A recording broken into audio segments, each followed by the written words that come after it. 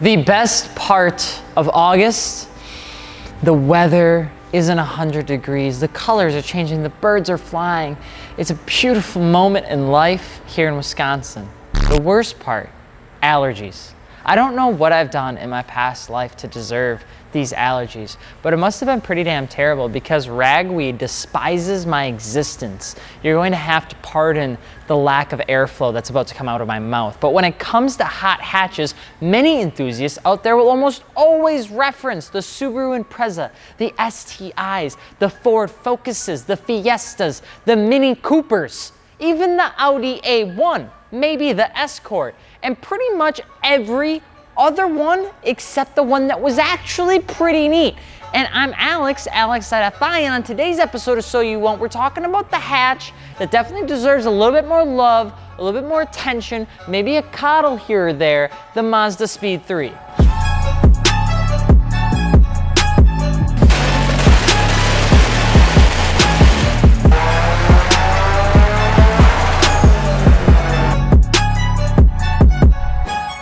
The Mazdaspeed 3 is a hot hatch that was introduced right before the year that your parents complained about the stock market, 2007, in case those that didn't know. It was made possible by Mazdaspeed until 2013. Mazdaspeed is Mazda's in-house performance division.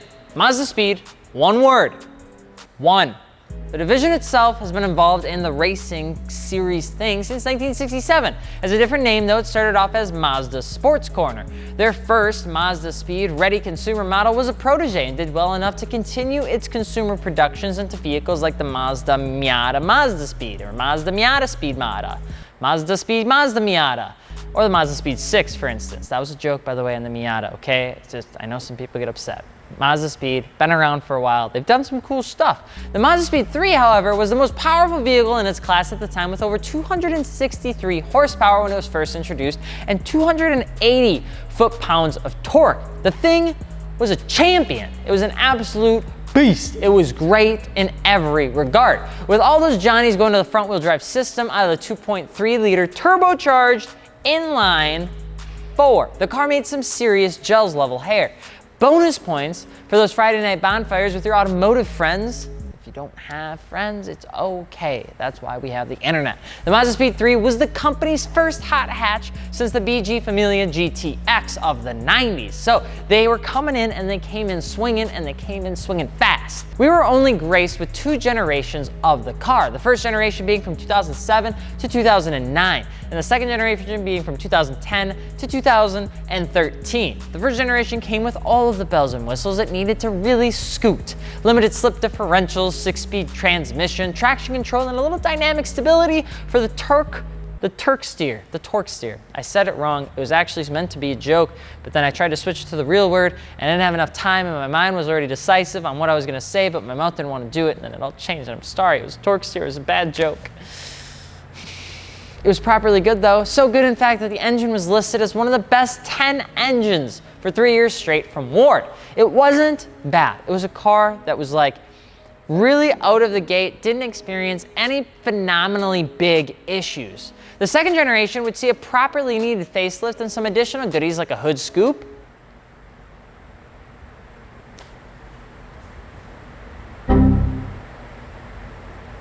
what else could you want?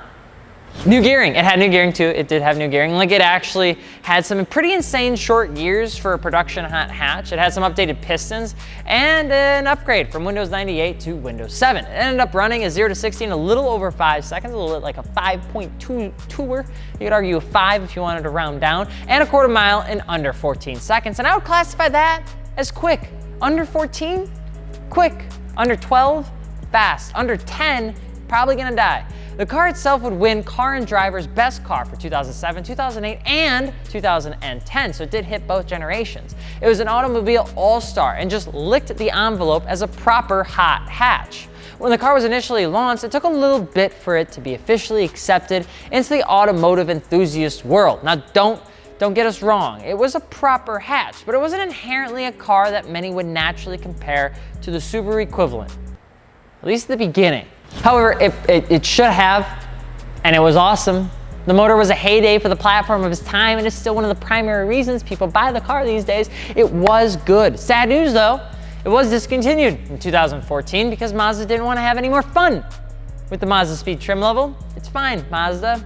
Why would we expect an auto manufacturer that puts a massive smile on the front valance of the car to be fun? Why would you make the whole front of the car look like it's smiling and not want to have fun? I get it. Fuck us, right? You know, screw us for wanting to have a little bit of fun.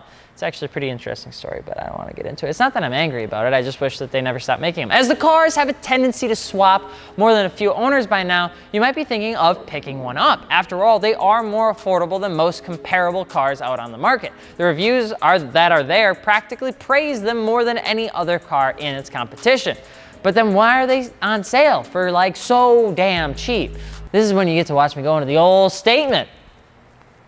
So you want a Mazdaspeed 3. Well, buckle up, Buttercup, because here's some things to know before you go over to Craigslist and type in Mazdaspeed 3 in 2 words, because you didn't listen to the beginning, where it's 1 word and then nobody's gonna have any vehicles, and then you type it in and it's 1 word and then all the vehicles are gonna pop up. Pro tip, just letting you know.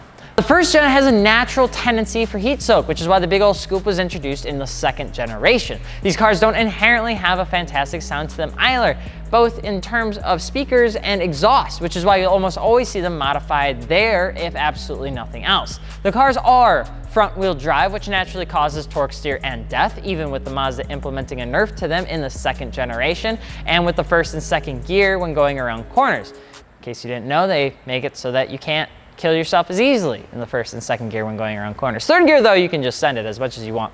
They are awfully happy cars, and you gotta be okay with that, because no matter how angry your headlights are, you can't get away from that big old smiling face. We don't see the cars get too oftenly added to our aftermarket car gallery, so they are still some of a rare gem, as some would think. Those that have, you know, added to the fastest aftermarket gallery in the world, fitmentindustries.com/gallery, do have a tendency to run ESRs or Koenigs, which we both have on the site. Nitto Neogens, tire option, very common, affordable, stretches well, we also have on the site. And of course, BC Racing, which we also, I'm not even gonna say it at this point. 2nd generations are what most people end up picking up just because the styling and the notable differences in the generations. The 2nd generation is a little bit angrier, it does get a little bit more aggressive, I would say, but it still has that smile. But the Mazdaspeed platform is often overlooked, and it's a little weird when you try to figure out why, but we found the reason. You're gonna need to get close, just a little bit closer. Zoom in, nice and close. There's not a reason. The car has some maintenance issues, like the VVT actuator that you want to make sure is completed or fixed, and you're sure it has some Mazda paint issues, but it doesn't inherently have any major Achilles heel problems. The biggest potential problem would come from the previous owners beating the crap out of them, because after all, they are an affordable sports hot hatch car. And I'm not sure if you're aware, but usually hot hatches have a tendency to be driven hard because they're owned by people that have a higher insurance rate than normal. Then we wonder why we crash all the time. Mazdaspeed 3s are great little cars that are happy. Oh, so very happy. And they have everything that you would need to know to throw you into a tree if you mistake their psychotic smile as anything but a mask. They suffer from abusive owners, so you'll want to make sure that you get one with actual repair records and one that looks like it goes to the early sermon versus the one at 11:30. Because usually the ones at 11:30 are usually the ones that are hungover. So if you picked up a Mazdaspeed 3, or if you're looking to pick one up and need a place to go check out things all Mazdaspeed 3 related, mostly with wheels, tires, and suspension, check out fitmentindustries.com. Seriously, we do have a gallery of them, and then of course, you can take a look and see what other people are running. The Mazdaspeed 3 is probably one of my favorite, I think, undervalued hot hatches out there, and they're especially a great value right now if you're looking to get into something that's not gonna cost you an arm or a leg. But let us know in the comment section what you think of below, and don't forget to let us know what you want us to talk about next. I think there is somebody that said, so you want an E36, and if he just keeps saying that in the comments, we'll probably do it. You think I'm joking, and I'm not. I'm Alex from Fitment Industries. I'm gonna need a little bit more allergy medicine because I can feel it coming back. We hope you enjoyed the video, and we will talk to you guys later. Peace.